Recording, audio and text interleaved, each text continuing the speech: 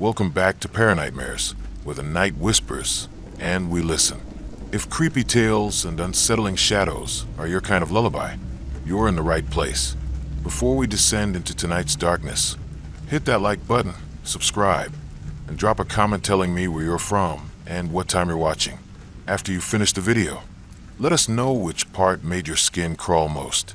I'm watching, and I read everyone. Blackwood and Sons Funeral Home was an institution in the quiet town of Havenwood, a grand Gothic Victorian mansion. It stood sentinel at the edge of the old cemetery, its perpetually drawn curtains and hushed atmosphere a familiar, if unsettling, presence. For generations, the Blackwood family had managed the town's departed, and it was said they had a peculiar way of keeping the memory alive. But lately, a new kind of memory lingered within its walls, one that refused to rest. When young Elias Thorne inherited Blackwood and Sons after the sudden, mysterious death of his estranged grandfather, Silas Blackwood, he saw it as an opportunity to escape his city life and reconnect with his roots. He dismissed the local whispers of the family's eccentricities as small-town gossip. He quickly noticed the pervasive cold in the embalming room, even when the heating was cranked, and the faint, sweet scent of lilies that clung to everything, even in rooms where no flowers were present. The first oddity was the phantom ringing of the old parlor bell, a heavy brass bell used to announce a new arrival. Elias would hear it late at night, a single, solemn chime, only to find the reception area empty. He attributed it to the old house settling, or his own fatigue. Then came the whispers, faint, mournful murmurs, seemingly emanating from the very air, a cacophony of overlapping voices, sighing and lamenting. They seemed to grow louder whenever a new body was brought into the funeral home. Elias also observed the unusual behavior of the bodies themselves. Despite his meticulous embalming, some would develop faint, inexplicable smiles, or their eyes, though closed, seemed to hold a flicker of inner light. The most disturbing aspect was the way the grief-stricken families behaved.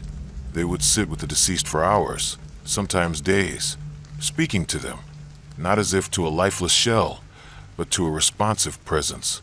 They often reported feeling a sense of profound peace and a final conversation with their loved one.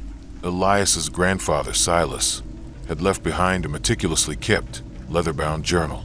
It was filled not with accounts of embalming fluid or casket orders, but with chilling, cryptic notes about the perpetual wake, soul preservation, and the communion of the living and the dead. Silas believed death was not an end, but a transition, and that the funeral home was a sacred space where the veil between worlds was thinnest. He had developed a unique, horrifying method of embalming, involving not just chemicals, but ancient herbal infusions and a precise, almost ritualistic arrangement of the body, combined with the continuous presence of grieving relatives. This process, he claimed, kept the soul tethered, allowing it to linger, to maintain a subtle awareness within the body, to engage in a perpetual wake. The whispers Elias heard were not just residual energy. They were the collective voices of the preserved dead, trapped within their embalmed forms, held in a horrifying state of limbo. The peace the families felt was due to the direct, conscious communication they were having with these tethered souls, a conversation that allowed for unresolved goodbyes and lingering affections. But Silas's method had a sinister cost. The souls were not truly at peace. They were in a state of eternal, agonizing suspension, forced to witness the living, unable to fully depart, their cries echoing in a silent, tormenting plea. The funeral home was a prison for the dead, a gruesome collection of tormented souls. One night, a new body arrived. Old Mrs. Gable, a kind, gentle woman who had passed peacefully in her sleep. As Elias prepared her for embalming, following his grandfather's specific, elaborate instructions, he heard her voice, clear as day, emanating from her still lips. "Elias, please let me go." Her eyes, though sewn shut, seemed to pulse faintly beneath the lids.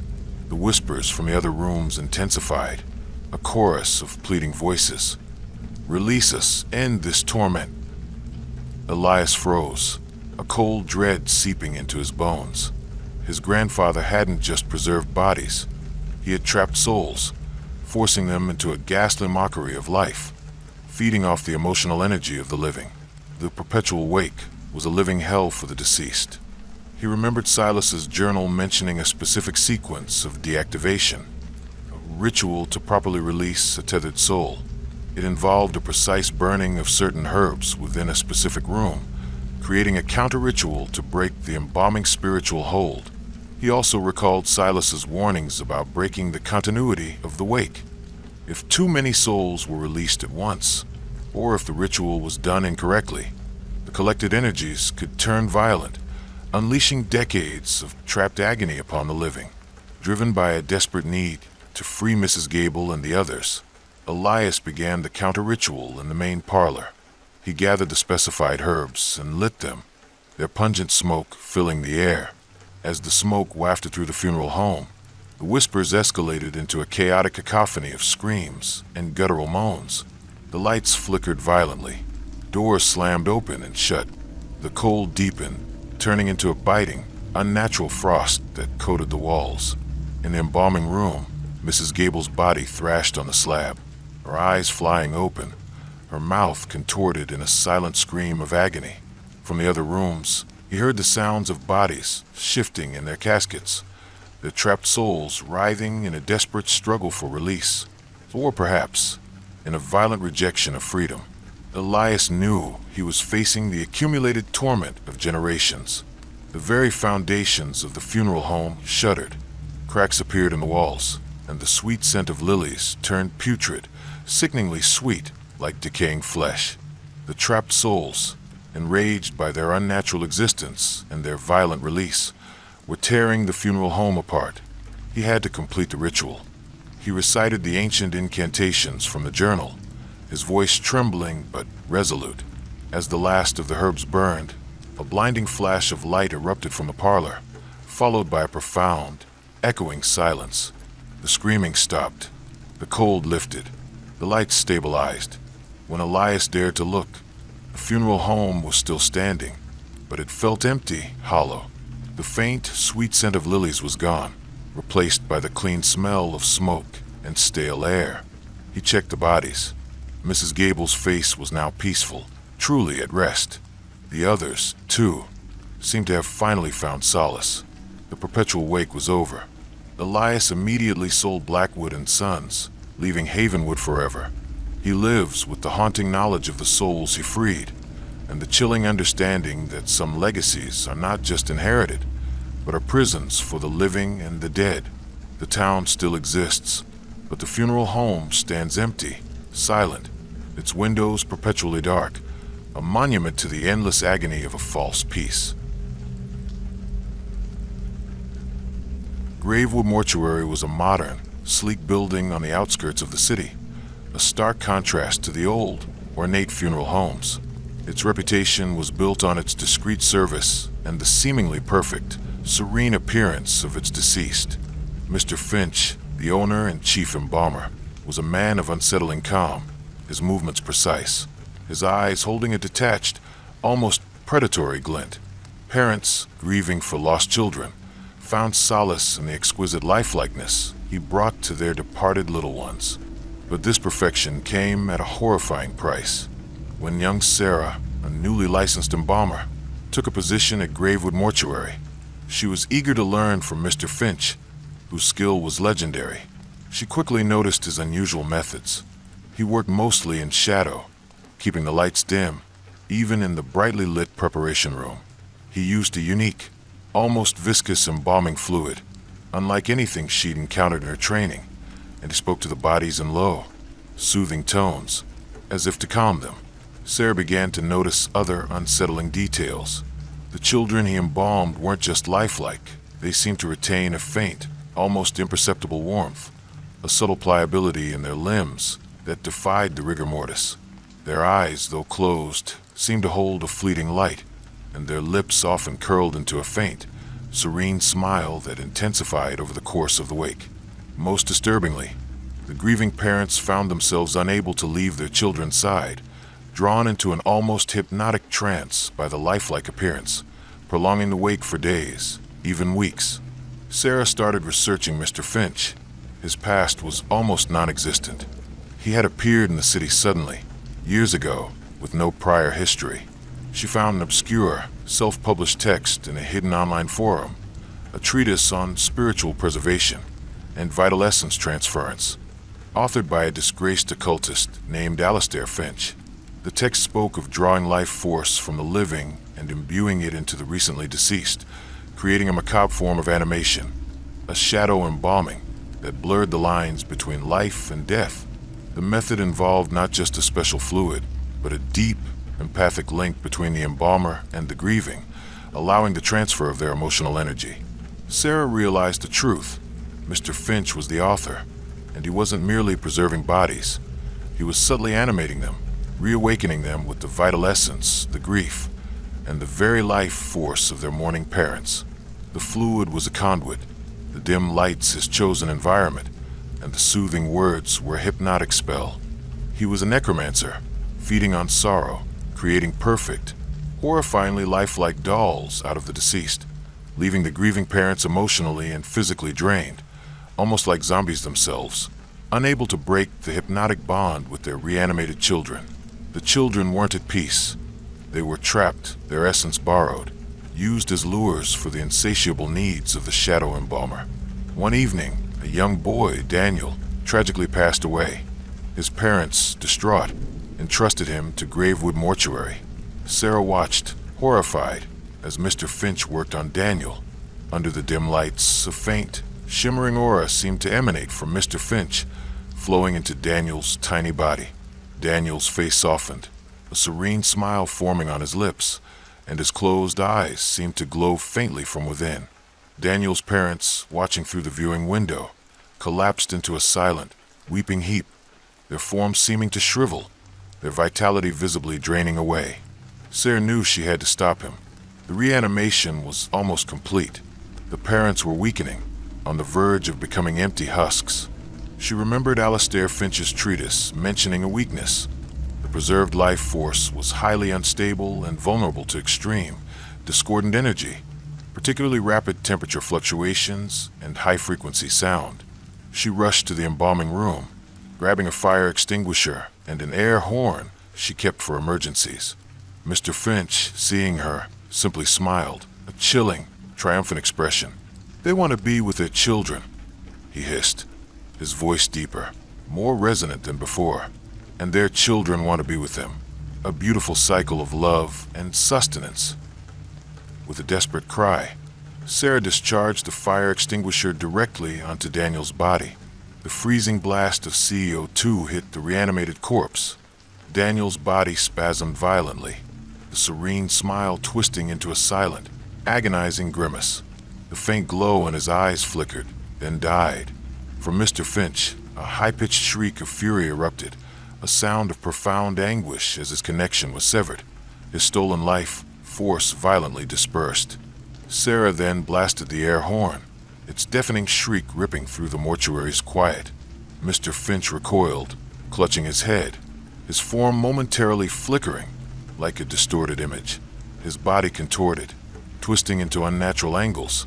His skin seemed to crack and peel, revealing a darker, shifting mass beneath, a form made of shadows and stolen life force.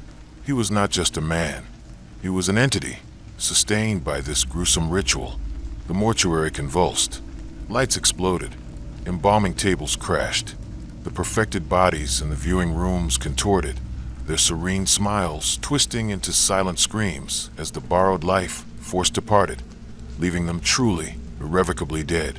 Mr. Finch, screaming, his true shadowy form momentarily visible, imploded in a burst of black smoke and a pervasive smell of ozone and decay, leaving behind only a faint, lingering stain on the floor.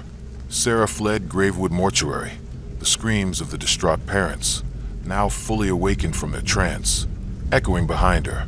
She never embalmed again, haunted by the memory of Daniel's twisted face and the terrifying realization that some perfection comes at the cost of the living and the dead. Gravewood Mortuary was shut down, a chilling whisper remaining about the shadows that devoured grief. Sarah lives with the profound trauma, knowing that some bonds, if unbroken, can lead to an eternal, agonizing embrace. Whispering Pines Funeral Home was less a business and more a family legacy, nestled deep within a dense pine forest on the outskirts of a secluded town. The pines themselves seemed to hum with a perpetual low sigh, and locals claimed the wind carried the voices of the departed through their branches. The funeral home specialized in natural burials, foregoing embalming and heavy caskets, instead using simple pine boxes and allowing the bodies to be interred directly into the earth of their private, forest-adjacent cemetery. Parents seeking an eco-friendly and peaceful resting place for their children often chose Whispering Pines, but the peace was an illusion, and the whispers in the pines were far from benign. When Daniel, a young, idealistic funeral director focused on sustainable practices, bought Whispering Pines from the retiring, enigmatic Mr. Silas, he was drawn by its serene setting and unique approach. He dismissed the local tales of Whispering Pines as romantic folklore. He soon noticed the pervasive scent of pine and damp earth that clung to everything, and the unsettling silence of the funeral home itself, broken only by the perpetual, low sigh of the wind through the trees, a sound that seemed to carry faint, indistinguishable voices. Daniel observed a disturbing pattern. The grieving parents, especially those who had lost young children, would spend an inordinate amount of time at the grave sites, often whispering to the earth, seemingly comforted by an unseen presence. They often reported a profound sense of connection, a feeling that their child was still with them. And sometimes, Daniel would catch a glimpse of them listening intently, their faces rapt, as if hearing a response carried on the wind. He also noticed the unusual growth around the grave sites. The pines grew taller, denser, their branches intertwined, their roots reaching deeper, faster than any normal tree. The soil itself seemed unnaturally rich, almost black, and gave off a faint, earthy warmth. Daniel learned of the funeral home's dark history from Silas's fragmented, almost poetic journal, discovered hidden in a false bottom of an old desk. Silas hadn't merely performed natural burials. He had cultivated a unique, symbiotic relationship with the forest itself. The Whispering Pines were not just trees. They were a vast, ancient, sentient consciousness, a collective entity that absorbed the life force of the buried, feeding on their essence as they decomposed, growing stronger, taller, more pervasive. The pine coffins were not just simple, they were specially treated conduits, allowing the rapid transfer of life energy. The whispers Daniel heard were not just the wind. They were the collective, agonizing voices of the absorbed dead, trapped within the pine network, their souls slowly becoming part of the forest's consciousness. The connection felt by the parents was a direct, albeit horrifying, communion with their child's fragmented essence, slowly being consumed by the pines. The trees grew taller because they were literally feeding on human life. The funeral home was a systematic processing center for the forest's insatiable hunger. One evening, as Daniel was preparing the grave for a young boy named Michael, who had died tragically, he heard Michael's mother whispering to the earth at a nearby grave. "Are you there, my love?" she murmured, her voice filled with desperate longing. And then, from the rustling pines above, Daniel clearly heard a faint, childlike voice responding, "Yes, Mama, stay with me, join us." The voice was hollow, distorted, yet undeniably Michael's. The mother's eyes, fixed on the ground, glowed with a terrifying, ethereal light. She was being drawn in, her life force about to be siphoned. Daniel knew then that he had to break the cycle, to stop the forest from consuming more souls. He remembered a chilling passage in Silas's journal. The Whispering Pines were ancient and powerful, but their direct source of power lay in a central mother tree, a massive, gnarled pine deep within the forest, from which all other trees drew their sustenance. Disrupting it would starve the entire network, forcing it to release its grip on the dead. But the journal also warned of the mother tree's violent, protective reaction. Armed with a chainsaw, Daniel plunged into the dense forest, guided by an unnatural pull, by the intensifying whispers that now sounded like enraged demands. He found the mother tree, colossal, ancient pine, its roots like enormous tentacles snaking across the ground, its trunk gnarled and seemingly weeping a viscous, sap-like substance. The whispers here were deafening, a chorus of agony and rage, seemingly emanating from the very bark. From the forest floor, hundreds of tiny, ghostly hands seemed to reach out, translucent, beckoning. These were the countless souls absorbed by the pines, their desperation now amplified. With a desperate cry, Daniel revved the chainsaw, its roar ripping through the oppressive quiet of the forest. He attacked the mother tree's massive trunk. The chainsaw bit into the wood, green-black sap oozing out like blood. The forest reacted violently. The ground convulsed. The surrounding pines lashed their branches, clawing at him, whipping him with thorny needles. The whispers turned to agonizing screams, 1,000 voices crying out in unison. The air grew thick with a putrid, sweet stench, like decaying flesh and pine needles. He kept cutting, fueled by the desperate hope of freeing the souls. As the chainsaw bit deeper, the mother tree shuddered, a terrible, guttural groan echoing through the forest. The sap flowed faster, pooling at its base. Then, with a final, agonizing crack, the mother tree toppled, crashing to the ground with a thunderous roar that shook the entire valley. A profound, echoing silence descended over the forest. The whispers died. The oppressive scent vanished. The surrounding pines, stripped of their central life source, began to wither, their needles turning brown, their branches sagging. Daniel stumbled back to the funeral home, exhausted and shaking. The forest was dying, but the souls were free. The families, awakened from their trance, looked at their children's graves with a dawning horror, remembering the whispers, realizing the terrible truth. Many left Whispering Pines immediately, never to return. Daniel stayed, transforming the funeral home into a true place of rest, haunted by the memory of the Whispering Pines and the souls he had freed, knowing that some peace comes at the cost of a war waged against nature itself. The forest slowly healed, but its new growth was always smaller, more subdued, a silent testament to the ancient hunger that once thrived beneath the Whispering Pines. Everlast and Sons was the oldest funeral home in the perpetually fog-shrouded town of Mariner's End. Its reputation was built not on solace, but on its unique, handcrafted coffins, passed down through generations of artisans. These coffins, made from a rare, dense black wood, were said to preserve the body perfectly, indefinitely.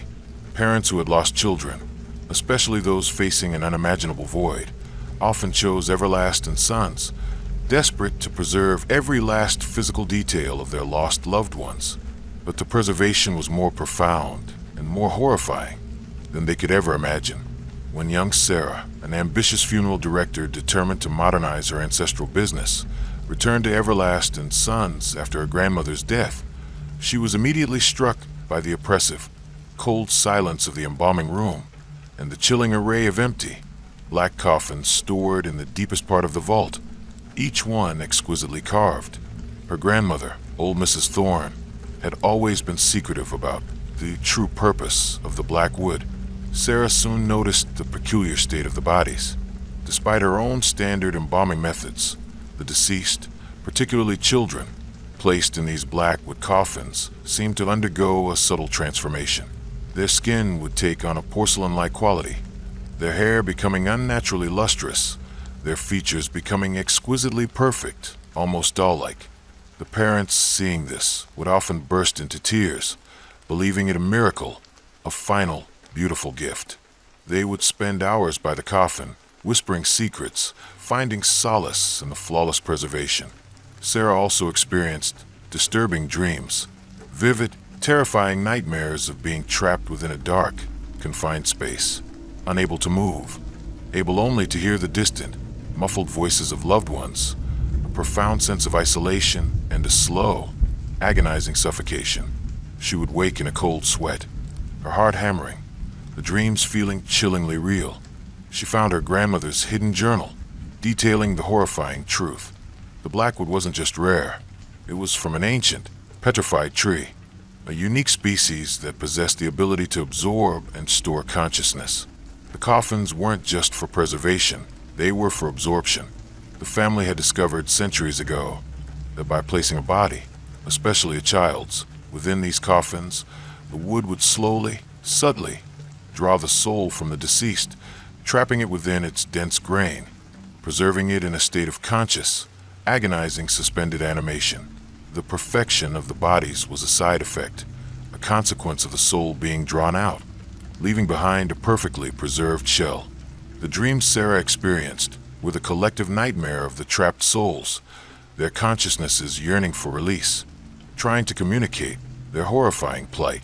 The parents' solace was a cruel illusion, derived from their subconscious connection to a soul that was not at peace, but in eternal, conscious torment. The empty coffins were not empty. They were filled with the silent screams of the trapped. The funeral home was a living mausoleum, a horrifying collection of imprisoned souls. One evening, as Sarah prepared a small blackwood coffin for a little girl named Emily, who had tragically passed away, she distinctly heard a faint, tiny wail emanating from the wood itself. It was soft muffled, yet filled with an unbearable agony, a chilling echo of her own nightmares. She realized the wood was alive, a sentient, malevolent prison, and it was about to claim Emily's soul. Sarah remembered a cryptic passage in her grandmother's journal. The black wood, though ancient, had one weakness, a profound, innate aversion to fire, a fear of being consumed, of its collected essence being released in a chaotic, uncontrollable burst. But such an act would be volatile, unleashing unimaginable forces. Driven by desperation, Sarah brought Emily's coffin into the cremation chamber, a place where no blackwood coffin had ever been. She knew the risk, but she couldn't let Emily suffer the same fate. She activated the furnace, its roaring flames a stark contrast to the oppressive silence of the funeral home. As the coffin slid into the chamber, the blackwood reacted violently. A cacophony of agonizing, high-pitched screams, 1,000 voices compressed into a single, unbearable wail, erupted from the coffin. The entire funeral home shook. Lights exploded. The other blackwood coffins in the vault shuddered, their lids rattling, as if their trapped souls were writhing in terror, knowing their prison was about to be destroyed. The air filled with a suffocating stench of burning wood and something else, something ancient and putrid, like burning despair. Sarah watched horrified as the blackwood coffin began to glow with an unnatural internal heat, then dissolved into a furious, consuming blaze. The screams within intensified, then reached a shattering climax, finally dissolving into a profound, echoing silence. When the fire died down, there was nothing left but a fine gray ash.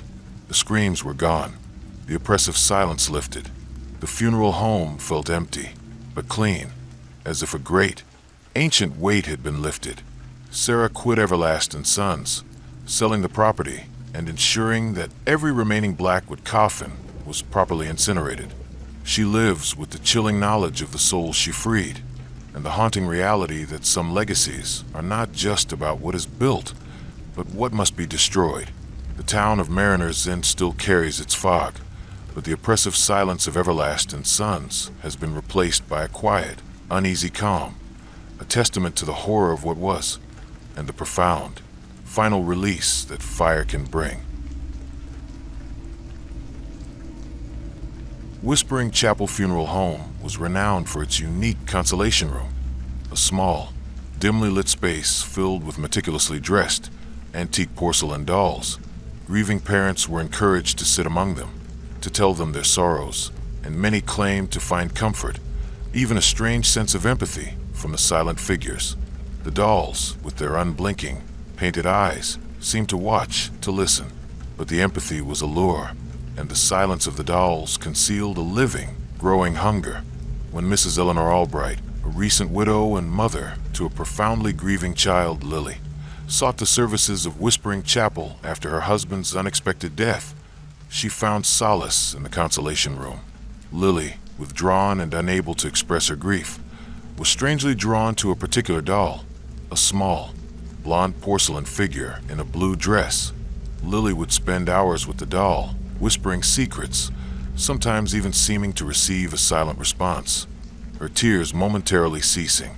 Eleanor, initially relieved by Lily's newfound comfort, soon noticed disturbing changes. Lily began to mimic the doll's mannerisms. Her posture became rigid, her gaze unwavering, her expressions fixed and placid. Her skin took on a strange, porcelain-like pallor, and her once vibrant hair seemed duller, less alive. And the doll, in turn, seemed to become more lifelike, its painted eyes somehow deeper, its unmoving lips hinting at a subtle, knowing smile. The doll's skin, Eleanor swore, seemed to grow subtly warmer to the touch. Eleanor also observed the other parents in the consolation room. They, too, seemed to grow paler, their movement slower, their eyes distant, as if a vital spark was slowly draining from them. They would stroke the doll's cold cheeks, whispering their grief, unaware of the insidious transfer taking place. The whispers in the room weren't just apparent sorrow. They were faint, almost inaudible sighs, emanating from the dolls themselves, a collective hunger. Eleanor discovered the hidden history of Whispering Chapel from the cryptic, increasingly deranged journals of its founder, a reclusive ceramist named Bartholomew Grimm. Grimm had experimented with infusing porcelain with life force, specifically the raw, potent energy of parental grief and a child's innocent despair. The dolls weren't just crafted, they were grown, nourished by emotional energy, becoming sentient conduits. The consolation room was not for comfort, it was a feeding ground. The dolls, Eleanor realized with dawning horror, were living, growing entities, feeding on the emotional energy of the grieving. They were parasitic, drawing vitality from the living, subtly imbuing it into their porcelain forms, growing more lifelike as their human hosts faded.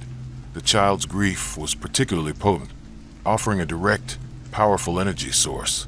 Lily wasn't just comforted by the doll, she was slowly becoming its next victim, her essence being drawn into the porcelain, transforming her into a new, vacant doll. The whispers she heard were the doll's hungry lures, the collective sighs of satisfied gluttony. One evening, Eleanor found Lily in the consolation room, sitting rigid beside the blonde doll. Lily's skin was paper white, her eyes wide and blank, a faint, almost invisible crack appearing on her cheek, mirroring a similar crack on the doll's face. From the doll, Eleanor clearly heard a faint, tiny sigh of profound contentment, a sound of sated hunger. Lily was almost gone, her essence fully transferred. The doll, in turn, seemed to pulse with a faint, internal light, its painted eyes gleaming with a terrifying, malevolent intelligence. Eleanor knew she had to sever the connection, to destroy the parasitic dolls.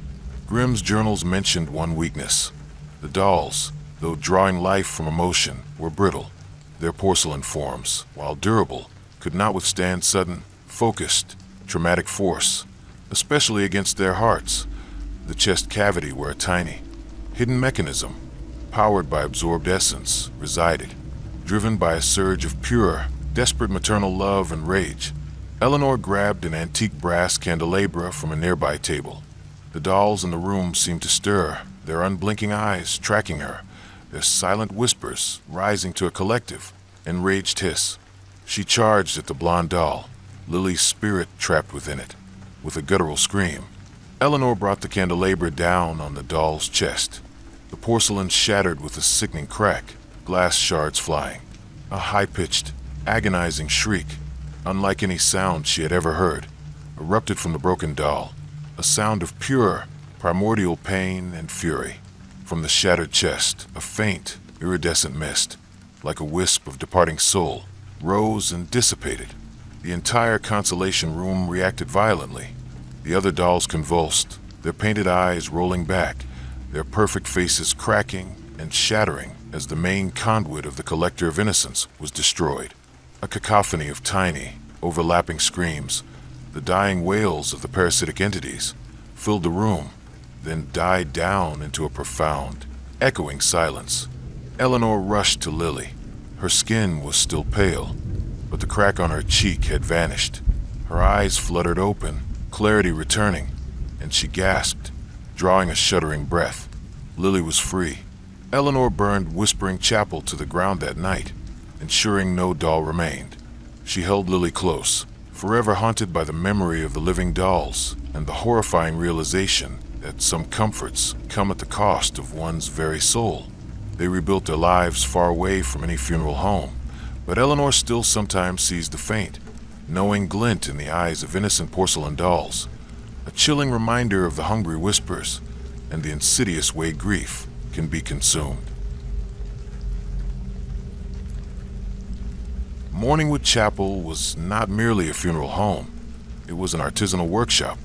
Old Mr. Hemlock, the proprietor, was renowned for his unique bone art.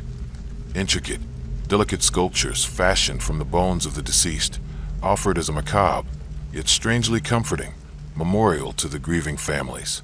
He claimed it was a way to truly preserve the essence of the departed. Parents who had lost children found solace in these fragile, beautiful sculptures, believing them to be a tangible piece of their lost loved ones.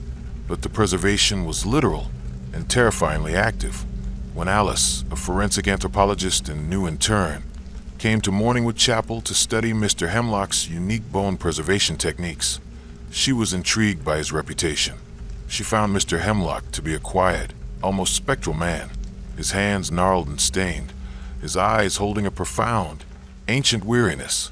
The chapel itself smelled faintly of dust, old roses, and something else, something metallic and strangely sweet. Alice was fascinated by the bone art. Each sculpture, from delicate birds to intricate filigrees, was exquisitely detailed, each bone perfectly articulated, joined with an unseen, seamless connection. She noticed, however, that the bones seemed to retain an unnatural flexibility, a subtle give, almost as if they were still alive. And sometimes, late at night, she swore she heard faint, rhythmic clicking sounds emanating from the locked display cases, where the art was kept, like tiny, dry bones shifting. She also observed the grieving parents who received these sculptures. They seemed profoundly attached, almost obsessively so, carrying the art with them, speaking to it, caressing it. They claimed the sculptures brought them comfort and a sense of presence, and sometimes they would develop strange, unexplained bone aches and joint pains, which they dismissed as stress. Alice discovered Mr. Hemlock's hidden ledger, a chilling, meticulously kept record of each bone sculpture, marked with arcane symbols and cryptic notes about the binding, the essence transfer, and the living relic. He wasn't just an artist. He was a bone weaver, a practitioner of ancient dark alchemy. His method involved not just cleaning and shaping the bones, but infusing them with a complex, reanimating resin derived from a rare fungus, mixed with the distilled essence of human emotion, specifically, the intense grief and love of the parents. This process allowed the bones to retain a subtle, horrifying form of residual life, acting as a conduit for the deceased's fragmented consciousness. The clicking sounds Alice heard were the minute, unconscious movements of the reanimated bones, imbued with the dying spark of the trapped souls. The parents' ailments were a side effect, a subtle drain on their own bone density as the sculptures continued to draw vitality from their living connections. The comfort they felt was a perverse feedback loop, a direct connection to a trapped, tormented soul, which responded to their sorrow, drawing them deeper into the macabre bond. Morningwood Chapel was not a place of rest. It was a museum of agonizing, reanimated despair. One evening, as Alice examined a small, exquisitely carved bird sculpture made from the bones of a little girl, she heard a faint, tiny sigh emanating directly from the sculpture. The articulated wings, impossibly, seemed to flutter for a fleeting second. From the display case, she could hear the rhythmic clicking intensifying, like 1,000 tiny heartbeats, each beat a silent scream. The air in the room grew heavy, cold, and a putrid, sweet stench, like marrow and decay, filled her nostrils. Alice knew then that the danger was immediate. The sculptures weren't just containing souls. They were slowly consuming them, transforming them into inanimate objects, and drawing their living relatives into the same fate. She remembered Mr. Hemlock's cryptic warning about the shattering, a violent act that would break the intricate bonds of the bone art, releasing the trapped energies in a chaotic, unpredictable burst. Driven by a surge of horror and a fierce desire, To liberate the trapped souls, Alice grabbed a heavy iron mallet from Mr. Hemlock's workbench. The bone sculptures in the display cases seemed to twitch, their reanimated forms reacting to her intention. Mr. Hemlock, alerted by her presence, appeared silently in the doorway, his eyes glowing with an eerie, knowing light. "You cannot break the bonds," he hissed, his voice dry as bone dust. "They are eternal." With a guttural scream, Alice brought the mallet down on the exquisite bone bird sculpture. The delicate porcelain-like bones shattered with a sickening, brittle crack, showering the floor with dust and fragments. From the broken sculpture, a high-pitched, agonizing scream erupted, a sound that was both child and bird, a pure cry of liberation and pain. From the other display cases, a cacophony of tiny, overlapping screams, clicks, and moans erupted, as if the destruction of one conduit had sent a shockwave through the entire network. Mr. Hemlock shrieked, clutching his chest, his eyes rolling back, his body convulsed, and he began to disintegrate, his flesh flaking off like old paper, revealing bone beneath, then dissolving into a pile of fine, white powder, as if the very life force sustaining him had been violently ripped away.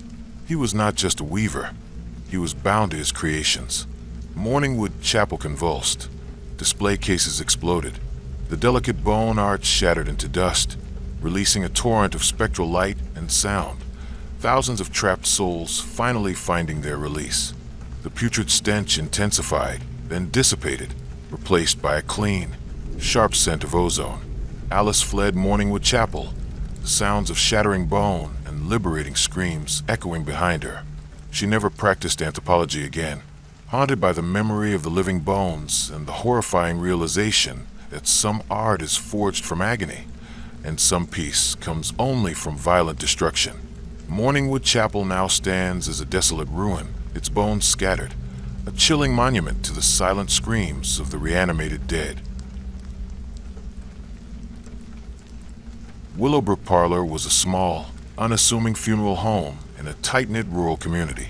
Its unique practice was the midnight watch, a tradition where families were encouraged to stay with their deceased loved one alone from midnight until dawn in a candlelit vigil. Locals believed it brought a special peace to the grieving and allowed for a true, final farewell.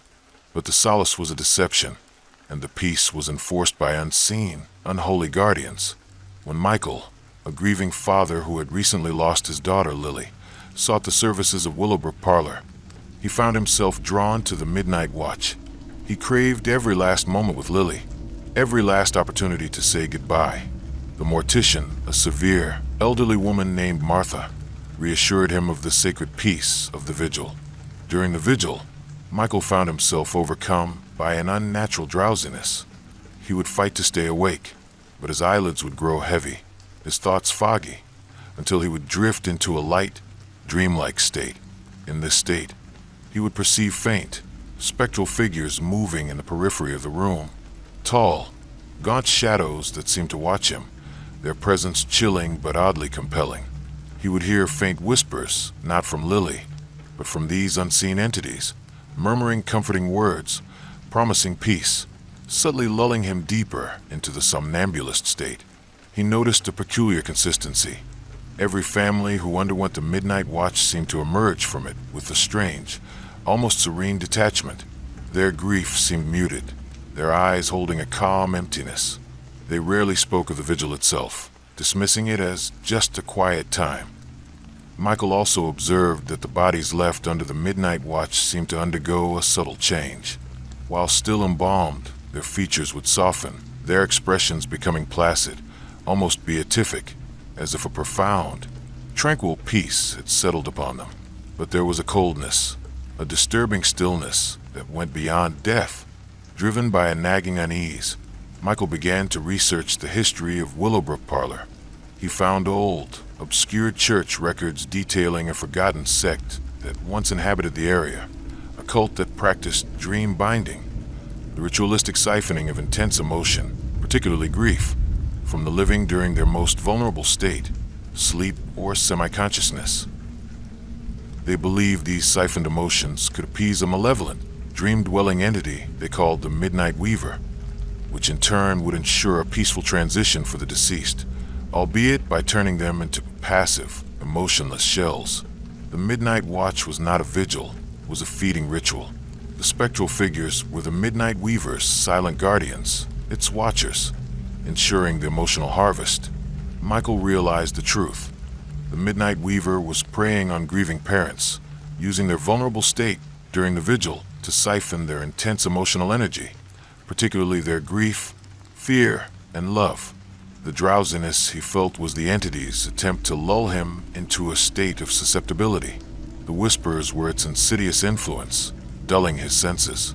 The deceased's peaceful appearance was the result of their soul's final, peaceful departure into the weaver's realm, becoming passive, emotionless husks. The funeral home was a systematic emotional farm, extracting grief to feed a dream parasite. One night, Michael insisted on another midnight watch for Lily, claiming he needed more time. Martha, her eyes holding a knowing, almost predatory gleam, allowed it. As midnight approached, the familiar drowsiness began to set in. He fought it, forcing his eyes open. He saw them clearly this time. Two tall, gaunt figures, their forms shimmering faintly in the candlelight, standing at Lily's coffin, their translucent hands hovering over her still form, drawing something from her. Lily's face was impossibly serene, but her essence seemed to shimmer, drawn towards the spectral figures. From the depths of the room, he heard the low, resonant hum of the midnight weaver, its presence almost palpable. He remembered an old folk remedy from his grandmother, a strong, bitter coffee mixed with specific, pungent herbs, a wake-up brew meant to ward off evil dreams. It was a desperate, illogical measure, but he had nothing else. He poured the brew into a thermos he had smuggled in and splashed it onto his face, the bitter liquid shocking him awake. The sudden jolt broke the weaver's spell on him. He rose, dizzy but resolute. The spectral figures, disturbed by his wakefulness, hissed, their forms momentarily solidifying into terrifying, skeletal beings, their hollow eyes fixed on him. Michael knew he couldn't fight them physically. He needed to disrupt the weaver's access to emotion, to sever its connection to Lily and the deceased. The candles were part of the ritual, the flickering light acting as a subtle beacon. With a desperate cry, he swept the candelabras from the tables, plunging the room into near darkness. The watchers shrieked, their forms flickering, recoiling from the sudden loss of light. Then, remembering that the weaver fed on quiet, emotional vulnerability, Michael began to scream. He didn't just yell. He screamed his raw, agonizing grief, his fury, his love for Lily, a primal, uninhibited roar that tore at his throat and ripped through the oppressive calm of the funeral parlor. He smashed chairs, tore curtains, filling the space with chaotic, uncontrolled noise and violent, undirected emotion. The spectral watchers writhed, their forms contorting as if in agony, unable to process the overwhelming, unfiltered surge of chaotic human emotion. The low hum of the midnight weaver escalated into a cacophony of distorted whispers, then a single, deafening, formless shriek that seemed to tear at the fabric of the building. The very air convulsed. Then, with a final, implosive roar, the midnight weaver's presence vanished, taking the watchers with it, leaving behind only profound, echoing silence. Martha, the mortician, burst into the room, her face contorted in a mixture of rage and terror, seeing her sacred peace shattered. But Michael didn't stay to face her. He fled Willowbrook Parlor, leaving the shattered room and the exposed secrets behind. He never recovered his detached peace, but his grief, though raw and painful, was his own, unsiphoned, real. Lily, though gone, was finally at rest, truly at peace. He lives with the haunting memory of the spectral watchers and the terrifying realization that some comfort comes at the price of one's very soul, and that true farewells are sometimes the loudest. Evergreen Funerals was a modern, starkly minimalist funeral home, its interior filled with an abundance of rare, exotic orchids that gave off a strangely potent, cloying scent. Mr. Alastair Finch, the young, charismatic director, cultivated these orchids himself, claiming they brought life to death. and their beauty and fragrance were a comfort to grieving families. Parents who had lost children were particularly drawn to the vibrant orchids, often choosing to have them adorn their child's coffin. But the beauty concealed a dark, insidious hunger. When Sarah, an apprentice floral designer, took a temporary position at Evergreen Funerals, she was struck by the sheer volume and exotic nature of the orchids. They were everywhere, their delicate petals vibrant, their fragrance almost intoxicating, inducing a strange lightheadedness. Mr. Finch was unsettlingly serene, his eyes always fixed on the flowers, his movements slow and deliberate, almost worshipful. Sarah soon noticed the peculiar effect of the orchids on the grieving. They didn't just find comfort. They seemed to develop an almost obsessive attachment to the flowers, often spending hours simply staring at them, their faces placid, their eyes unnervingly bright. They would speak of feeling closer to their deceased loved ones through the orchids, claiming the flowers seemed to breathe with the essence of the departed. She also observed that the orchids themselves seemed to grow faster, their blooms becoming more vibrant, their scent more potent. Whenever a funeral was in progress, especially if it involved a child, the more intense the grief, the more the orchids flourished. And occasionally, a particularly vibrant bloom would inexplicably wilt and die shortly after a funeral, its petals turning black and putrid. Driven by a growing unease, Sarah investigated. She found Mr. Finch's private, meticulously kept journal, hidden beneath the floorboard in his office. It was filled with disturbing botanical diagrams, arcane rituals involving emotional fertilization, and chilling notes about the soul bloom and essence transfer. Finch believed that orchids, particularly his rare strain, were sentient plants capable of absorbing and converting human emotional energy into a tangible life force.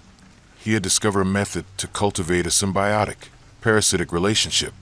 The orchids would feed on the intense grief of the living, and in return, they would subtly draw the dying spark of the deceased into their blooms, creating a terrifying soul bloom, a living memorial that kept a fragment of the departed tethered.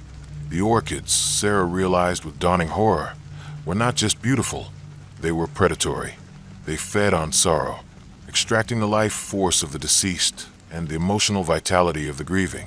The vibrant blooms were literally glowing with captured souls, which were slowly being consumed, their essence transformed into floral life.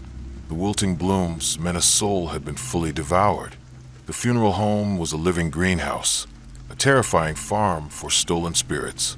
One evening, as Sarah helped prepare for the funeral of a young child named Leo, she saw Mr. Finch tending to a new, impossibly vibrant orchid bloom placed on Leo's small coffin. The orchid pulsed with an inner light, its petals almost translucent. From the bloom, Sarah heard faint, tiny whispers, like a child's voice, pleading, filled with unimaginable terror. Leo's parents, staring at the orchid, were pale and drawn, their eyes fixed, their faces contorted in a trance-like state, their grief being visibly siphoned. The orchid was claiming Leo's soul. Sarah knew she had to act. The orchids needed to be destroyed, their connection to the living and the dead severed. Finch's journal mentioned a critical weakness. The soul blooms, while powerful, were incredibly vulnerable to sudden, violent environmental shifts, especially rapid temperature changes and extreme light deprivation. Driven by a desperate need to save Leo and the other children, Sarah grabbed a heavy fire extinguisher and a thick, opaque tarpaulin. The orchids in the chapel seemed to stir, their petals subtly twitching, their fragrance intensifying, making her head swim with its oppressive sweetness. Mr. Finch, sensing her intent, turned, his eyes burning with a cold, malevolent fury. "You cannot destroy beauty," he hissed, his voice thin and sharp. With a guttural scream, Sarah threw the tarpaulin over the vibrant orchid on Leo's coffin, plunging it into instant darkness. The bloom shrieked, a high-pitched, inhuman sound of agony, as if its light-infused essence was being brutally suffocated.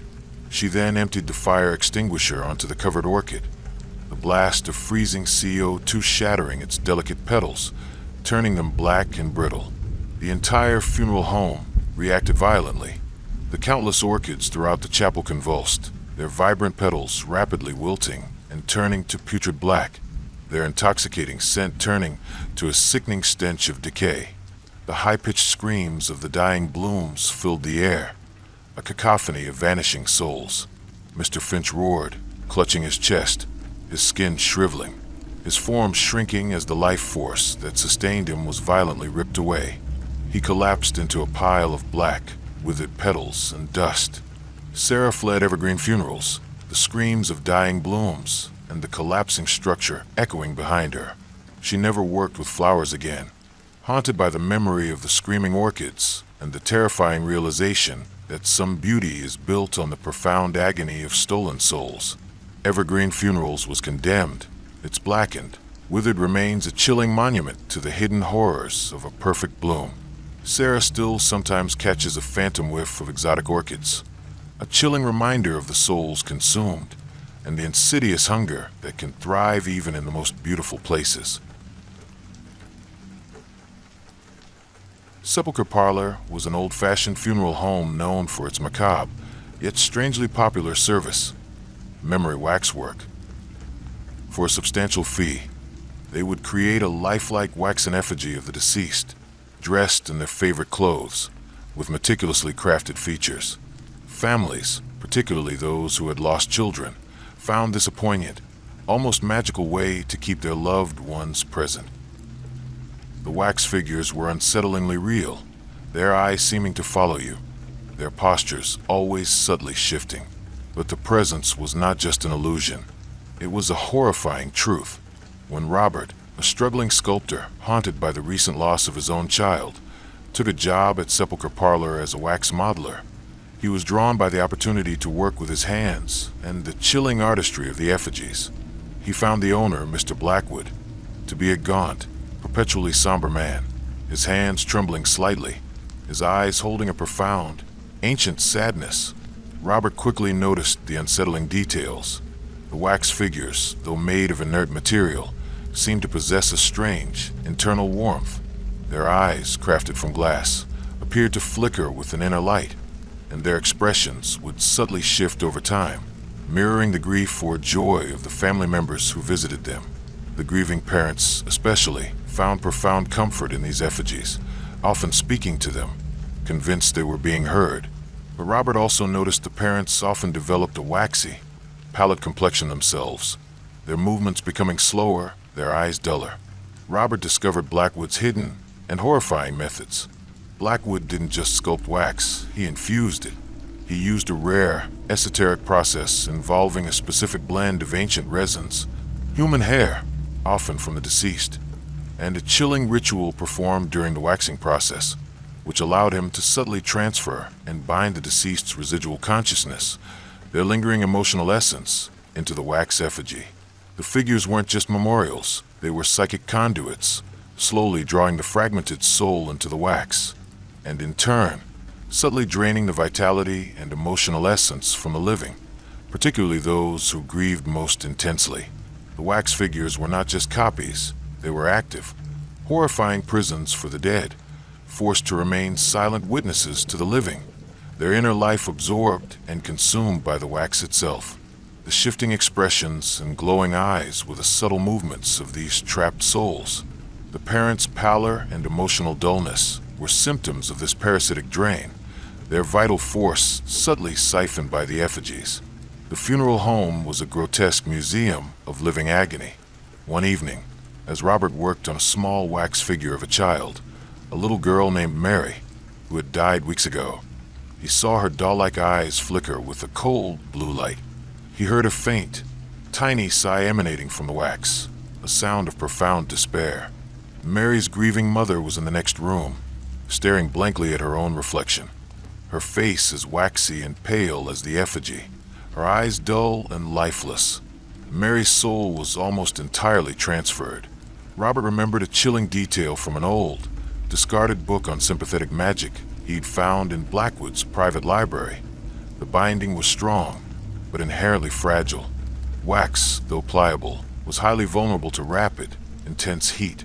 A sudden, uncontrolled surge of heat would not just melt the wax. It would violently shatter the spiritual binding, releasing the trapped soul in a chaotic, unpredictable burst.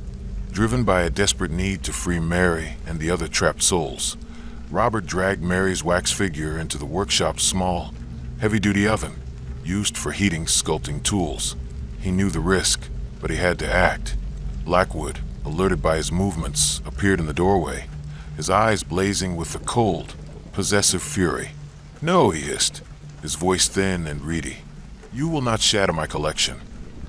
With a guttural scream, Robert slammed the oven door shut and turned the heat to its highest setting. The wax figure reacted instantly. A high-pitched, agonizing wail, impossibly loud and filled with ancient sorrow, erupted from within the oven, a sound that was both child and wax. The entire workshop shook. The other wax figures in the display cases shuddered, their forms trembling, their eyes glowing with an unnatural light, as if their trapped souls were writhing in terror, knowing their prison was about to be destroyed. The air filled with a suffocating stench of melting wax and something else, something metallic and putrid, like burning despair. Robert watched, horrified, as the oven glowed white-hot, its interior a maelstrom of light and agonizing sound. The screams intensified, then reached a shattering crescendo, finally dissolving into a profound, echoing silence. When the oven cooled, nothing remained but a small puddle of molten wax and a faint, acrid smell. The screams were gone. The oppressive presence lifted. Blackwood, outside the oven, let out a final, pained gasp, his waxy skin cracking and flaking, his body dissolving into a pile of melted wax and dust.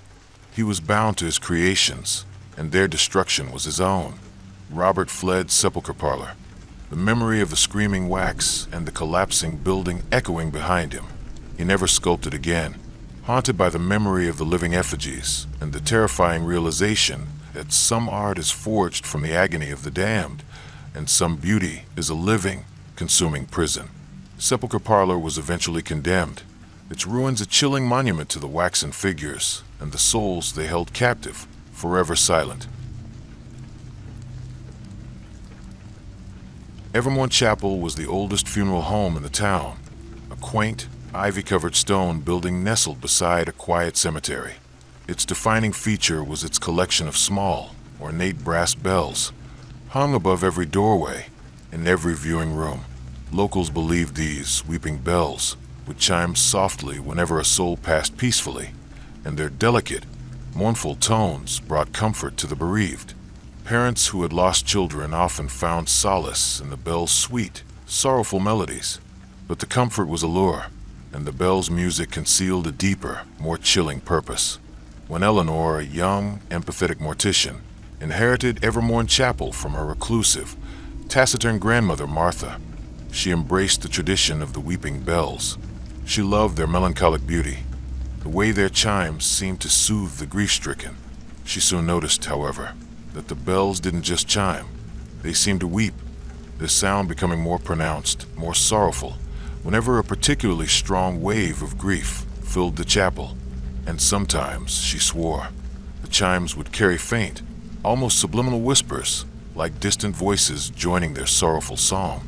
Eleanor also observed the grieving parents. They seemed to find an unusual, almost addictive comfort in the bells, often spending hours in the chapel, listening, their faces growing paler, their eyes holding a deep, profound sadness that never seemed to lift. Even as their initial acute grief subsided, they would speak of feeling a connection to their child through the bells, and sometimes they would complain of vivid, unsettling dreams of being lost in a dark, resonant space, hearing endless, mournful chimes. Driven by a growing unease, Eleanor searched her grandmother's office, finding a hidden compartment in an old desk. Inside was a series of ancient, hand-bound scrolls, written in a cramped, archaic script. They detailed the horrifying truth. The weeping bells were not just decorative, they were soul receptacles. An ancient, malevolent spirit, the weeping bell sorcerer, whose essence was bound to the chapel centuries ago, had the power to draw and bind the dying essence of children, particularly those taken by sorrow, into the brass of the bells. The chimes were not expressions of peace. They were the collective, agonizing cries of these trapped souls, forever bound in metallic torment, forced to express their sorrow through an endless, mournful song. echoing the grief that trapped them. The comfort felt by the parents, Eleanor realized, was a cruel deception. The bells were actively siphoning their own grief, amplifying it, feeding on it, to sustain the trapped souls within the metal, forcing them to chime with a renewed vigor. The dreams they experienced were the echoes of the bells' victims, their shared prison of sound. Evermore Chapel was a place of eternal, enforced lamentation, a horrific collection of imprisoned sorrow. One evening, as Eleanor prepared for the funeral of a small child named Emma, who had succumbed to a long illness, the weeping bells above Emma's coffin began to chime uncontrollably, their sound exquisitely beautiful, but filled with an unbearable, profound sorrow. From the chimes, Eleanor clearly heard Emma's tiny voice, weeping, calling out, "Mama, so cold, lonely." Her mother, standing by the coffin, was almost translucent, her face ashen, her eyes wide with the terrifying recognition, tears streaming down her cheeks as her grief was fully absorbed. Emma's soul was about to be fully bound to the bells. Eleanor remembered a hidden note in her grandmother's scrolls. The weeping bell sorcerer, though ancient and powerful, was bound by the very sorrow it harvested. Its power was in the harmonious, collective lament. Discord, chaos, and the destruction of the bell's physical form would not only break the binding, but unleash a chaotic wave of pure, unchanneled agony, overwhelming the sorcerer itself. Driven by a desperate need to save Emma and shatter the ancient curse, Eleanor grabbed a heavy, blunt iron poker from the fireplace. The bells in the chapel reacted violently, the chimes escalating into a cacophony of enraged, clanging dissonance, their brass forms vibrating with an unnatural energy. Martha, the grandmother, appeared in the doorway, her eyes burning with a mad, protective fury. "You will not silence their song," she shrieked, her voice layered with faint, ancient whispers. "The music must continue."